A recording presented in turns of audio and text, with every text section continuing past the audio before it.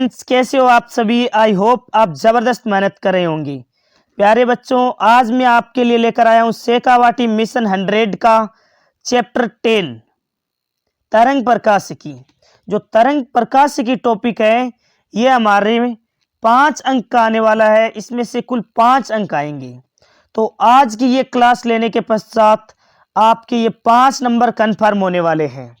प्यारे बच्चों, इस क्लास की खासियत यह है कि इसमें जो भी क्वेश्चन है उनका एक तो डिटेल सॉल्यूशन दिया जाता है और इससे संबंधित जो क्वेश्चन हैं उनको बताया जाता है ताकि आपका पूरा का पूरा टॉपिक कवर हो जाए और कम समय में आपका टॉपिक रिवाइज हो जाए कंप्लीट चैप्टर। इसीलिए इस क्लास को अपने दोस्तों में शेयर जरूर करें और वीडियो को लाइक, चैनल को सब्सक्राइब करके चैनल को पूरा सपोर्ट करें। आज का पहला क्वेश्चन आपके सामने कलांतर 5 पाइप के तुल्य पथांतर होता है। तो आपको बताना है कि कलांतर 5 पाई है उसके तुल्य पथांतर कितना होगा। सबसे पहले मैं आपको एक फॉर्मूला बता देता हूं जिससे आपको चाहे कलांतर पूछे या पथांतर पूछे या आपको कलांतर और पथांतर में संबंध पूछे, तीनों चारों टाइप्स के क्वेश्चन हो जाने चाहिए। हमारे पास फॉर्मूला होता है कलांतर बराबर, कलांतर को मैं लिख रहा हूं फाई से, कलांतर बराबर 2 पाई बाई लेमड़ा इंटू पथांतर, पथांतर को हम लिख रहे हैं अक्स से। तो ये वो फॉर्मूला है जिससे आप कलांतर पथांतर सब निकाल सकते हो। तो इस फॉर्मूले को आपको याद रखना है। दूसरा, यदि आपको क्वेश्चन में दे दे पथांतर का मान, तब तो आपको डायरेक्ट पथांतर के स्थान पर वैल्यू रखना है और कलांतर आ जाएगा। यदि आपको क्वेश्चन में दे दे कलांतर, इस क्वेश्चन में हमें 5 पाई कलांतर दिया है, इसका मतलब हमें फाई का मान दिया है और हमें पूछा है पथांतर यानी कि अक्स का मान पूछा है। तो हमें अक्स का मान निकालने के लिए बाकी का पक्षांतरण कर देना है। अक्स इज इक्वल टू क्या हो जाएगा, अक्स इक्वल टू हो जाएगा phi by 2 pi into lambda. अब फाई होगा कलांतर, कलांतर दे रखा है आपको 5 पाई, तो यहाँ पर आ जाएगा 5 पाई। मैंने कलांतर को डायरेक्ट रख दिया है। अपोन में क्या आएगा, ये जो 2 पाई है वो इसके अपोन में आ जाएगा। गुणा में क्या आ जाएगा, तो ये लेमड़ा इससे मल्टीप्लाई हो जाएगा। पक्षांतरण कर देना है हमें, तो लेमड़ा मल्टीप्लाई में आ जाएगा। पाई से पाइप कैंसिल हो जाएगा और पथांतर का मान कितना आ जाएगा 5 लेमड़ा बाई 2, जो ऑप्शन सी में हमारा राइट आंसर हो जाएगा, ऑप्शन सी। तो यदि आपको एग्जाम में ऐसा कोई भी क्वेश्चन हो कि पूछ ले कलांतर बताइए, यदि पथांतर अलग अलग वैल्यू दे सकता है, यदि आपको पूछ ले पथांतर 5 लेमड़ा बाई 2 है तो कलांतर बताइए, तो अक्स के स्थान पर 5 लेमड़ा बाई 2 रख दीजिए, कलांतर आ जाएगा। यदि क्वेश्चन में आपसे पूछ ले कलांतर 5 पाई 3 पाई 6 पाई कुछ भी दे सकता है, पथांतर पूछे तो इसी फॉर्मूले में अक्स का मान निकालना है। यदि आपको कलांतर और पथांतर में संबंध पूछे तब आपको phi equal to 2 pi by lambda into पथांतर ये लिखना है। क्लियर है एकदम। अगला क्वेश्चन है क्वेश्चन नंबर 2। क्वेश्चन नंबर 2 में पूछा गया है प्रकाश तरंगों की अनुप्रस्थ प्रकृति होने की पुष्टि होती है। तो प्रकाश तरंगे अनुप्रस्थ प्रकृति की होती है, इसकी पुष्टि हमें ध्रुवण से होती है। किससे होता है, ध्रुवण से होता है। याद रखना, ध्रुवण से ही पता चलता है कि प्रकाश तरंगे कैसी होती है, अनुप्रस्थ तरंगे होती है। ध्यान रखना, अनुप्रस्थ होता है जिसमें तरंग संचरण की दिशा के लंबवत कंपन होता है, वो तो होती है अनुप्रस्थ तरंगे। अनुदैर्घ्य होती है जो ध्वनि तरंगे अनुदैर्घ्य प्रकृति की होती है, जिनमें कण तरंग संचरण की दिशा में कंपन करते हैं। तो ध्यान रखना, प्रकाश तरंगे होती है अनुप्रस्थ तरंगे और इनकी पुष्टि करता है ध्रुवण। ध्यान रखना। अगला क्वेश्चन नंबर 3।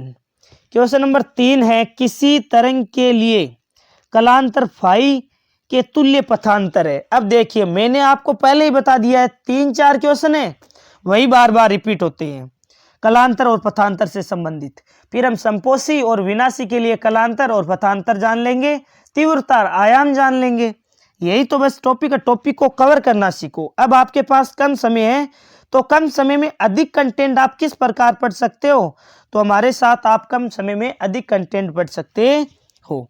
कलांतर फाई के तुल्य पथांतर, मैंने तो आपको एक ही फॉर्मूला बताया है, कलांतर बराबर 2 पाई बाई लेमडा इंटू पथांतर। यदि आपको वैल्यू दे रखी होती है तो आप वैल्यू रख के और सोल्व कर सकते हो, वैल्यू नहीं दे रखी होती है तब आपको सीधा संबंध पूछे तो सीधा संबंध बता सकते हो।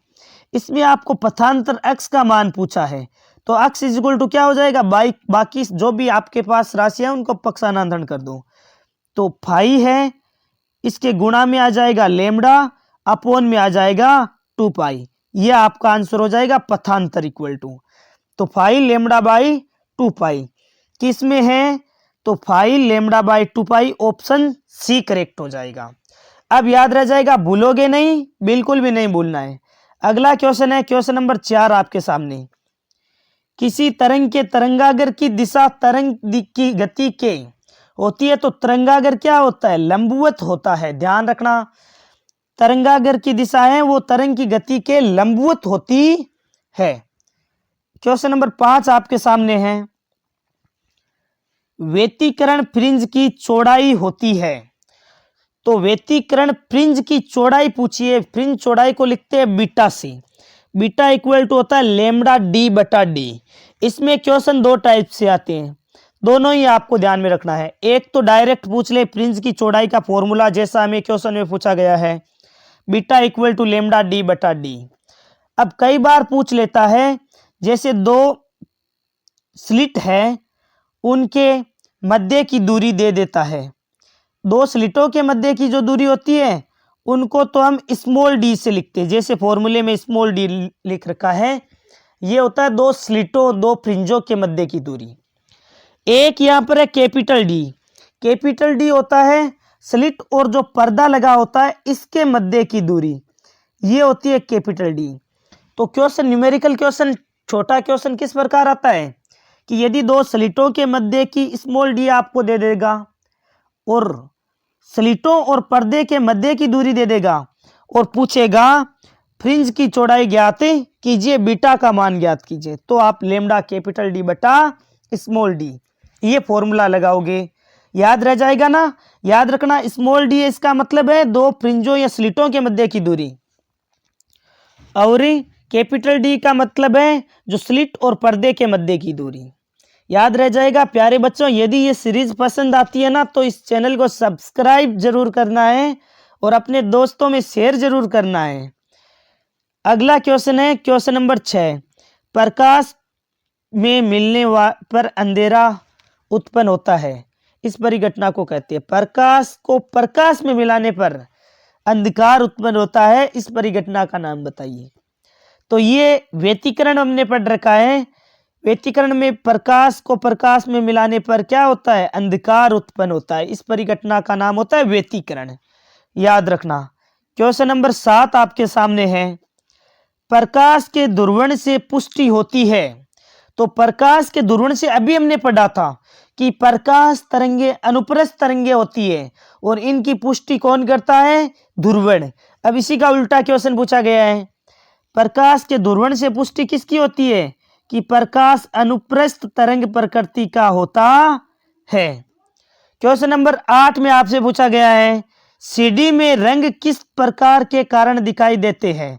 तो सीडी में जो रंग है वो विवर्तन के कारण दिखाई देते हैं। सीडी में रंग दिखाई देते हैं ना, अरे सीडी को देखना आप, पुरानी सीडी हो ना आपके पास में, तो उसमें कलर दिखाई देंगे अलग अलग, वो किस कारण दिखाई देते हैं, तो विवर्तन के कारण दिखाई देते हैं। अगला क्वेश्चन नंबर 9 आपके सामने है, अध्रुवित प्रकाश ध्रुवक तथा विश्लेषक जिसके अक्षों के बीच कोण है थीटा, ध्रुवक के और विश्लेषक के बीच में कोण थीटा है, से गुजरता है तो पारगमित प्रकाश की तीव्रता अनुक्रमानुपाती होती है। तो हमने पढ़ रखा है मेलेस का नियम, I equal to I naught cos square theta, तो कोस स्क्वायर थीटा हो जाएगा ऑप्शन बी। पारगमित प्रकाश की तीव्रता किसके अनुक्रमानुपाती हो जाएगी, ये कोस स्क्वायर थीटा के अनुक्रमानुपाती हो जाएगी। ऐसे ही क्वेश्चन नंबर 10 में आपसे पूछा गया है, प्रकाश स्रोत कला संबंध होता है, यदि क्या होगा, कलांतरी नियत होगा। ऑप्शन ए करेक्ट होगा। कला संबंध स्रोत क्या होते हैं, जिनमें क्या होता है, उद्गम स्थल पर कलांतर नियत होता है। कला संबंध का स्रोत का मतलब क्या है, उद्गम स्थान पर कलांतर नियत होगा, उसे ही कहते हैं कला संबंधी स्रोत। कई बार आ जाता है कि प्रकाश स्रोत कला संबंध स्रोत कब होते हैं, तो ध्यान में रखना, उनके उद्गम स्थान पर कलांतर नियत रहता है। Option A correct. Question number 11 में पूछा गया है, एकल स्लिट के विवर्तन प्रतिरूप के प्राप्त केंद्रीय फ्रिंज होती है। तो केंद्रीय फ्रिंज है वो अधिकतम तीव्रता की होती है। ये हम इस प्रकार वक्र भी पढ़ेंगे। तो केंद्रीय फ्रिंज होती है ना, वो अधिकतम तीव्रता की होती है। ये जो केंद्रीय फ्रिंज है वो अधिकतम तीव्रता की होती है, बाद में तीव्रता घटती जाती है। अगला क्वेश्चन है क्वेश्चन नंबर 12 आपके सामने है, और क्वेश्चन नंबर 12 में पूछा गया है, प्रकाश के विवर्तन के लिए आवश्यक है कि अवरोधक का आकार प्रकाश तरंगों की तरंग दैर्घ्य का होना चाहिए। तो तरंग दैर्घ्य के लगभग बराबर होना चाहिए। विवर्तन के लिए यह आवश्यक होता है कि जो अवरोधक है उसका आकार प्रकाश की तरंग दैर्घ्य के लगभग बराबर हो, उसका आकार प्रकाश की तरंग दैर्घ्य के इक्वल ही लगभग होना चाहिए। छोटा या बड़ा नहीं होना चाहिए, लगभग बराबर होना चाहिए। इसीलिए ऑप्शन बी करेक्ट हो जाएगा। पूछ लेना आपसे कि प्रकाश के विवर्तन के लिए आवश्यक शर्त बताइए, तो बता देना आप, अवरोधक का आकार प्रकाश तरंगों की तरंग दैर्घ्य के लगभग बराबर होना चाहिए। क्वेश्चन नंबर 13 आपके सामने है, और क्वेश्चन नंबर 13 एक और बेहतरीन क्वेश्चन पूछे गए हैं। जब प्रकाश किरण ऐसे माध्यम में से गुजरती है जिसमें वेग कम होता है, तो उसकी तरंग दैर्घ्य व आवर्ती का मान क्या होगा। यदि वेग कम है तो उसकी तरंग दैर्घ्य और आवर्ती बताइए। तो हम v बराबर क्या जानते हैं, न्यू लेमडा का फॉर्मूला जानते हैं हम v बराबर न्यू लेमडा, जहां लेमडा तरंग दैर्घ्य है और न्यू आवर्ती है। यदि वेग कम है, ये जो वेग है वो कम है, तो क्या होगा, जो तरंग दैर्घ्य है वो भी कम होने वाले हैं, तरंग दैर्घ्य घटेगा। ऑप्शन ए और सी में से एक ऑप्शन होगा, तो ए ऑप्शन हो जाएगा। लेकिन होता क्या है, आवर्ती की बात करें तो आवर्ती अपरिवर्तित रहती है। ये ऑप्शन ध्यान में रखना कि प्रकाश किरणें ऐसे माध्यम में गुजरती है, जब भी प्रकाश का अपवर्तन होता है ना, तो आवर्ती अपरिवर्तित रहती है। ऐसा मत कर देना कि आवर्ती घटेगी या बढ़ेगी, ऐसा बिल्कुल नहीं। प्रकाश के अपवर्तन में आवर्ती है, आवर्ती न्यू, अपवर्तन में भी ध्यान में रख लेना अपरिवर्तित रहती है आवर्ती, बाकी चेंज हो जाते हैं। आवर्ती तो अपरिवर्तित, तो हमारा ऑप्शन ए हो जाएगा। तरंग दैर्घ्य घटेगा कभी, जब उसका वेग कम होता है तो तरंग दैर्घ्य तो कम हो जाएगा, लेकिन आवर्ती अपरिवर्तित रहेगी। अब आते हैं रिक्त स्थानों की पूर्ति कीजिए। रिक्त स्थान वाले क्वेश्चन, इस चैप्टर में से हमारे रिक्त स्थान के भी क्वेश्चन आते हैं, एमसीक्यू टाइप्स के भी क्वेश्चन आते हैं, तो इन सभी को हमें कवर करना है। प्रैक्टिस को बिल्कुल स्ट्रॉन्ग कर लेना है, कोई भी डरने की आवश्यकता नहीं है। यदि आप मेहनत कर रहे हो तो जरूर आपका अच्छा परिणाम आएगा। रिक्त स्थान का पहला क्वेश्चन है, प्रकाश स्रोत अनंत दूरी पर स्थित होने पर उत्सर्जित डैश प्राप्त होता है। यानी कि प्रकाश स्रोत अनंत दूरी पर हो तो आपको समतल तरंगागर प्राप्त होगा। कैसा प्राप्त होगा, समतल तरंगागर। जैसे सूर्य हमसे अधिक दूरी पर है, कितनी दूरी पर है, इसीलिए उससे जो तरंगागर होगा ना वो समतल तरंगागर होती है। ध्यान रखना आपको क्वेश्चन का आंसर, प्रकाश स्रोत अनंत दूरी पर हो तो स्थित होने पर उत्सर्जित समतल तरंगागर प्राप्त होते हैं। क्वेश्चन नंबर 2 है, व्यतिकरण की घटना में प्रकाश तरंगों की आवर्ती डैश होनी चाहिए। तो व्यतिकरण की घटना में प्रकाश तरंगों की आवर्ती एक समान होनी चाहिए। व्यतिकरण के लिए आवश्यक है कि प्रकाश जो तरंगों की आवृत्ति है वो एक समान होनी चाहिए। क्वेश्चन नंबर 3 है, जब निर्गत प्रकाश की तीव्रता अधिकतम हो तो उसे डैश कहते हैं, समांतर व्यवस्था कहते हैं। जब निर्गत प्रकाश की तीव्रता अधिकतम होती है तो हम उसे समांतर व्यवस्था कहते हैं। क्वेश्चन नंबर 4 आपके सामने पूछा गया है, साधारण प्रकाश में उपस्थित प्रकाश सदिशों को एक तल में व्यवस्थित करने की घटना को डैश कहा जाता है, तो इसे ध्रुवण कहते हैं। कि साधारण प्रकाश में उपस्थित प्रकाश सदिशों को एक तल में व्यवस्थित करने की घटना को ध्रुवण कहा जाता है। ध्यान रखना, ध्रुवण है, इसी से हमें पता चलता है प्रकाश अनुप्रस्थ प्रकृति का होता है। यह भी हमने पढ़ रखा है।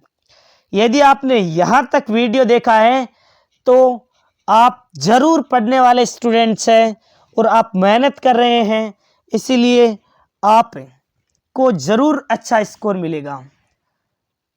अपने दोस्तों में इस क्लास को शेयर करना, चैनल को सब्सक्राइब करना। क्वेश्चन नंबर 5, तरंगाग्रों के अध्यारोपणों से की घटना घटित होती है। तो तरंगाग्रों के अध्यारोपण से तो व्यतिकरण की घटना होती है। क्वेश्चन नंबर 6 आपके सामने पूछा गया है, यंग के द्विरेखा छिद्र प्रयोग में दीप्त व अदीप्त फ्रिंजों की चौड़ाई डैश प्राप्त होती है। तो दीप्त और अदीप्त फ्रिंजों की चौड़ाई है वो समान प्राप्त होती है यंग के द्विरेखा छिद्र प्रयोग में। तीव्रता की बात करें तो जो केंद्रीय फ्रिंज की तीव्रता अधिक होती है, फिर तीव्रता इस प्रकार घटती जाती है। अब देखिए क्वेश्चन नंबर जो 7 है, इसमें पूछा गया है, डैश पर आपतित होने वाला समतल तरंगागर परावर्तन के पश्चात डैश में बदल जाता है। तो अवतल दर्पण पर आपतित होने वाला समतल तरंगागर परावर्तन के पश्चात गोलीय तरंगागर में बदल जाता है। अवतल दर्पण पर जो आपतित होने वाला समतल तरंगागर है, परावर्तन के पश्चात गोलीय तरंगागर में बदल जाता है। अगला क्वेश्चन नंबर 3 आपके सामने है, ध्वनि तरंगों का विवर्तन प्रेक्षित होता है जबकि प्रकाश तरंगों का विवर्तन नहीं, क्यों?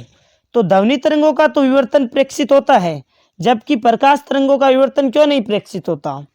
तो इसका आंसर हो जाएगा कि ध्वनि तरंगों की तरंगदैर्घ्य 1 से 3 मीटर की कोटि की होती है और व्यवहारिक जीवन में हम इस कोटि के अवरोधक का आकार बनाना संभव है। यानी कि ये जो ध्वनि तरंगों की तरंगदैर्घ्य है उसकी कोटि का आकार बनाना जो अवरोधक है उसका आकार इसकी कोटि का हो, ऐसा तो संभव होता है। जबकि प्रकाश तरंगों की तरंगदैर्घ्य देखो कितनी सूक्ष्म है, 10⁻⁷ मीटर की कोटि की होती है और ऐसा व्यवहारिक जीवन में इस कोटि का अवरोधक का आकार बनाना संभव ही नहीं है। इतना छोटा आकार का अवरोधक बनाना संभव नहीं है, इसीलिए ध्वनि तरंगों का तो विवर्तन होता है जबकि प्रकाश तरंगों का विवर्तन नहीं होता। यानी जैसे आप एक रूम में लाइट ऑन करते हो ना, तो दूसरे रूम में उसका प्रकाश क्यों नहीं जाता है? तो विवर्तन नहीं हो पाता है। जबकि एक रूम में आप आवाज करो, जोर से बात करो, तो दूसरे रूम में आसानी से सुनाई दे देगा, क्योंकि उस तरंगों का विवर्तन हो जाता है। अगला क्वेश्चन नंबर 4 आपके सामने है, व्यतिकरण व विवर्तन में एक अंतर लिखो। तो व्यतिकरण होता है तरंगाग्रों के अध्यारोपण से व्यतिकरण की घटना प्रेक्षित होती है। तरंगाग्रों के अध्यारोपण से व्यतिकरण की घटना होती है। विवर्तन की घटना कैसी होती है?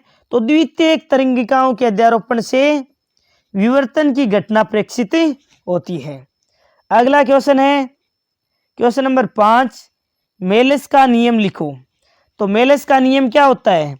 I = I0 cos square theta. याद रखना ये फॉर्मूला भी और थ्योरी ध्यान में रखना। निर्गत प्रकाश की तीव्रता I ध्रुवक व विश्लेषक के मध्य कोण के ज्या कोस थीटा के वर्ग के समानुपाती होता है। अगला क्वेश्चन नंबर 6 आपके सामने है और यह भी एक इंपॉर्टेंट क्वेश्चन है।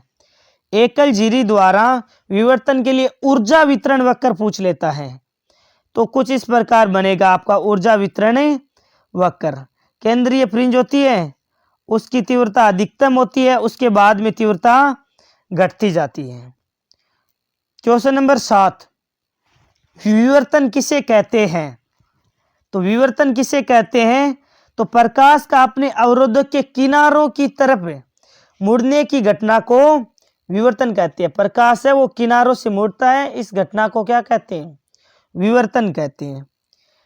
आगे आते हैं लघुत्तरात्मक क्वेश्चन। पूछा गया है जब दो क्रॉसिंग पोलराइड के बीच में पोलराइड की एक तीसरी शीट को घुमाया जाता है तो परिगमित प्रकाश की तीव्रता वाले परिवर्तन की विवेचना करनी है। तो I = I0 cos square theta Malus के नियम से, और जब थीटा प्रथम पोलराइड व द्वितीय पोलराइड के मध्य कोण है तो तीसरे पोलराइड से निर्गत प्रकाश की तीव्रता I डैश क्या हो जाएगी? I0 cos स्क्वायर थीटा के स्थान पर π/2 माइनस थीटा रखना है, तो I डैश हो जाएगी I0 cos square theta sine square theta. अगला क्वेश्चन नंबर 2 आपके सामने पूछा गया है कि यंग के द्विजिरी प्रयोग में लैम्डा तरंगदैर्घ्य का एक वर्णी प्रकाश उपयोग करने पर पर्दे के एक बिंदु पर जहां पथांतर लैम्डा है। तो पहले तो हम यहां तक क्वेश्चन को सोल्व करते हैं। कलांतर बराबर 2π/λ इंटू पथांतर। हमें पथांतर लैम्डा दिया था तो लैम्डा रखते ही कलांतर आ गया 2π। अब यहां पर क्या होता है? प्रकाश की तीव्रता k इकाई है। इस स्थिति में क्या है? प्रकाश की तीव्रता k इकाई है, और उस बिंदु पर तीव्रता कितनी होगी? जहां पर पथांतर λ/3 है। तो आगे हम क्या करेंगे? पहले तो हमने क्या लिया है? पथांतर। पहले तो लैम्डा लिया है पथांतर, और फिर हमने देखा कि तीव्रता प्राप्त हो रही है k। अब आगे हम लेंगे पथांतर λ/3। तो सबसे पहले हम तीव्रता का फॉर्मूला लगाते हैं। हमारे पास कलांतर 2π प्राप्त हो गया है, तो फाई के स्थान पर तो 2π लिख देना, और I1 I2 को इक्वल रख दो। तो आपको I = I1 + I2 + 2 √I1 I2 cos π हमारे पास तीव्रता का फॉर्मूला होता है। I1 बराबर I2 दोनों बराबर हो तो इनको हम I0 मान सकते हैं। तो I0 रख दिया। I1 I2 को बराबर रखने पर हमारी तीव्रता प्राप्त हो रही है 4I0। और जो तीव्रता प्राप्त हो रही है स्टार्टिंग में हमें बताया था कि जब पथांतर लैम्डा है तब तीव्रता है 4I0 हमें अभी प्राप्त हो रही है, और लैम्डा जब पथांतर हो तो k प्राप्त होती है तीव्रता। यहां पर 4I0 प्राप्त हो रही है, तो 4I0 = k हो जाएगा। I0 का मान निकालना हो तो k/4। ये तो फर्स्ट कंडीशन के लिए। ऐसे ही द्वितीय की स्थिति में क्या होता है? द्वितीय की स्थिति में पथांतर मैंने कहा था ना, एक बार लैम्डा लेना है, दूसरी बार λ/3। तो λ/3 लिया, हमें कलांतर 2π/3 प्राप्त हो गया। हमने कलांतर के स्थान पर 2π/3 रख दिया, वही तीव्रता दोनों की इक्वल रखो तो आपको I0 ही प्राप्त होगा, और I0 है वो हमने अभी पढ़ा है, ऊपर निकाला है k/4। तो k/4 आपका आंसर हो जाएगा। और क्वेश्चन नंबर 3 में आपसे पूछा गया है व्यतिकरण की घटना के लिए सिद्ध करना है I = 4I0 cos स्क्वायर 5/2 को, तथा R = 2A0 cos 5/2। हम तीव्रता का formula I = I1 + I2 + 2 √I1 I2 cos 5 जानते हैं। अब ये फॉर्मूला भी आपको व्युत्पन्न करना आना चाहिए, इसलिए इस डेरिवेशन को भी जरूर सोल्व कर लें। अब I1 I2 को बराबर रख दो। I1 बराबर I2, यदि बराबर हो तो इन्हें हम I0 मान लेते हैं। तो I0 रख दिया तो हमें प्राप्त हुआ है 2I0 + 2I0 cos 5। 2I0 को कॉमन ले लिया तो क्या प्राप्त हुआ? 1 + cos 5, और 1 + cos 5 का फॉर्मूला होता है, आप लिख सकते हो 2 cos स्क्वायर 5/2। तो यहाँ पर 2 cos स्क्वायर 5/2 प्राप्त हो गया। 2 को 2 से मल्टीप्लाई करोगे तो 4I0 cos स्क्वायर 5/2 प्राप्त हो जाएगा। इसी प्रकार दूसरा हमें तीव्रता का फॉर्मूला प्राप्त होता है। हमें सिद्ध करना है आयाम के लिए परिणामी आयाम। तो हम जानते हैं परिणामी आयाम का formula R = √A1² + A2² + 2A1 A2 cos 5। Important फॉर्मूले दोनों ही महत्वपूर्ण है, और ये जो फॉर्मूले हैं व्युत्पन्न करने भी आते हैं, तो दोनों ही आने चाहिए। आयाम बराबर हो तो A1 = A2 = A0, लिख दिया, एनोड रख दिया, तो हमने एनोड और एनोड का स्क्वायर कितना हो जाएगा, 2 एनोड स्क्वायर हो जाएगा, बाहर आएगा तो √2 एनोड। इस प्रकार R इक्वल टू क्या हो जाएगा, 2 anode cos phi by 2। 1 plus cos phi का फॉर्मूला होता है 2 cos स्क्वायर phi बाई 2। अगला क्वेश्चन नंबर 4 आपके सामने है। पूछा गया है प्रकाश को प्रकाश में मिलाने पर अंधकार उत्पन्न होता है, इस परिघटना का नाम लिखो। तो इसका व्यतिकरण होता है, व्यतिकरण में 2 व्यतिकरण होते हैं, संपोषी व्यतिकरण और विनाशी व्यतिकरण। तो प्रकाश को प्रकाश में मिलाने पर अंधकार उत्पन्न होता है, तो इस व्यतिकरण को कहते हैं विनाशी व्यतिकरण। विनाशी व्यतिकरण क्या होता है, ऐसा व्यतिकरण जिसमें प्रकाश तरंगें विपरीत कला में अध्यारोपित होती है। यानी प्रकाश जो किरणें है ना, जो प्रकाश तरंगे है वो इस प्रकार विपरीत कला में अध्यारोपित होती है। संपोषी में समान कला में अध्यारोपित होती है। याद रख लोगे ना। अगला क्वेश्चन आता है क्वेश्चन नंबर 5। निम्नलिखित दशाओं में प्रत्येक तरंगागर की आवृत्ति क्या है। तो बिंदु स्रोत से अपसारित प्रकाश होता है गोलीय तरंगागर। उत्तल लेंस से निर्गत फोकस बिंदु पर कोई बिंदु स्रोत रखा हो तो भी गोलीय तरंगागर। और किसी दूरस्थ तारे से जैसे सूर्य से आने वाले प्रकाश के लिए तरंगागर होता है समतल तरंगागर। क्वेश्चन नंबर 6 आपके सामने पूछा गया है। एकल झिरी के विवर्तन प्रतिरूप से प्राप्त उच्चिष्ट व निम्निष्ट के लिए आवश्यक शर्त लिखो। तो उच्चिष्ट के लिए 2n + 1 × λ/2 और निम्नलिष्ट के लिए हमने पढ़ रखा है n λ। तो ये सारे के सारे पॉइंट आपको क्लियर होने चाहिए, साथ के साथ इनके डेरिवेशन भी आपको सीखना है। अगला क्वेश्चन, 2 झिरियों के मध्य की दूरी, इसका मतलब है स्मॉल d का मान दे दिया। पर्दे की दूरी तो कैपिटल D का मान दे दिया। केंद्रीय उच्चिष्ट फ्रिंज से चौथी दीप्त फ्रिंज, तो इसके लिए क्या फॉर्मूला होता है, इसके लिए फॉर्मूला ध्यान में रख लेना आप, YN NV फ्रिंज के लिए n, जहां पर जैसे चौथी फ्रिंज की बात करें, 5वीं फ्रिंज की बात करें। अब λD/D हमने फॉर्मूला पढ़ा है, इसको n से मल्टीप्लाई कर देना। n जैसे चौथी फ्रिंज दी है तो n का मान 4 हो जाएगा। कैपिटल D पर्दे की लंबाई दे रखी है, पर्दे की दूरी दे रखी है। लेमडा तरंग दे रही है, तो तरंग दे रही है हमसे पूछा है। बाकी स्मॉल d दोनों झिरियों के मध्य की दूरी है।